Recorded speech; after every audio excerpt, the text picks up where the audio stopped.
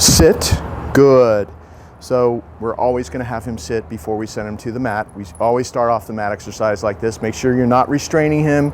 He's waiting in a real sit-stay, loose leash, till you go down with your right hand, pat his chest, go to your mat, you walk over with him, down. He's going to go there. If he doesn't, you can help him just by raising your foot a little bit.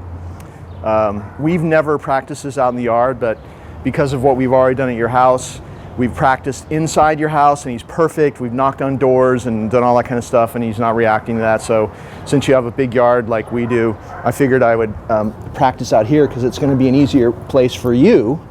Good. To practice if you just put down the mat in your big yard. But you start off the exercise the same way as we have in your house. You walk around. And this is just like a 5-minute a day thing. It creates a high level of focus in the dog, and good. Just like the crate, using the crate as a tool for training, it changes the perception of you, makes the dog really think that you're the boss. He loves to play this game. Basically what you have is a 5-minute downstay, because he's staying there no matter where you go, no matter what you do. You always come back in front like this. You always finish the same way. Go. So he knows no matter where you go, whatever noises you make or anything. I'm going to walk behind the camera person right now. You always come back to the same spot and reward him the same way from in front. Good. It's very stabilizing to do this. And in your yard, once he's good and he doesn't make a mistake and he doesn't move with his head pointing this way, start having him with his head pointing the other direction. Change the location of the mat in your yard. Put it on one end or the middle or the other end. Have his head facing a different direction. If you change it up like that, good. It shakes up the dog a little bit, and it's always something a little bit new for him if you do that once he's perfect in the first spot that you pick. Because if you stay in the same spot and you do it the same way every time, his training is going to get stale, and he's going to start getting bored and fall asleep on the mat, and that's not good. So you always want to be kind of bumping it up a notch. Good. Changing the location of the mat once he's perfect in one spot is a great way to continue moving forward and progressing with his training. So now I'm going to do something that might trigger him to get up. I want to do something that might trigger him to get up so I can show you what to do, because he's been so good. I'm going to go through this gate down, and we're reminding him what to keep doing. If we're going to try something difficult, we're going to remind him what we want him to keep. So that made him get up. You say no. Come back and get him. Walk into him.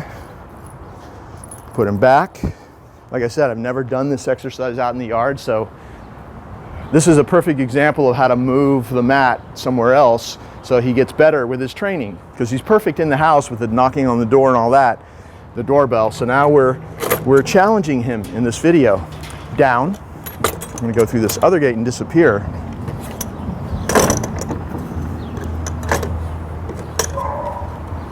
Very good.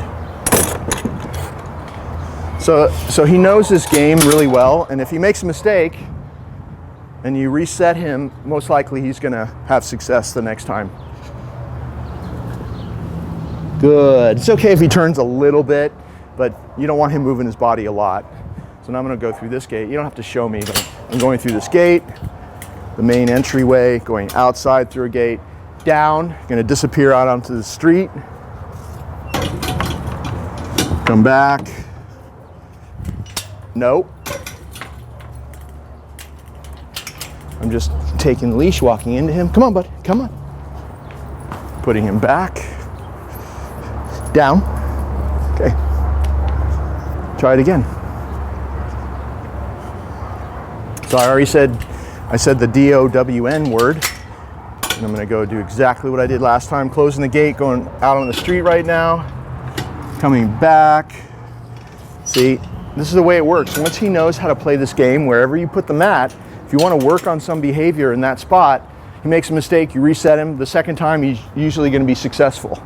Good. When he's successful, give him a nice hefty reward because he did something exceptional. Made a mistake, we reset him, no rewards when he makes a mistake, and then we do it again. He does it successfully, we come back, reward, move on to the next challenge. Now, if you just did this every day for this amount of time, that would be perfect. Always end on a success. Okay, to get him off the mat, and you stand next to him, pat your leg, say okay, have him sit. Even though he'll do it automatically, you still want to say the words for a while now. And then go. Let him be free. You're gonna give him a little free time, took the leash off of him, come back, pick up that mat because it's a very exclusive spot. It's not a doggy bed. You already have a doggy bed for him. That's a free time place. This is a very exclusive training mat that he only goes on the way I showed you. He comes off the way I showed you. It's not down on the floor for him to walk on. He can only do this, play this game with you, and then it comes up, and he's looking forward to tomorrow when he does it again, and every day he'll get a little bit better if you keep practicing this way.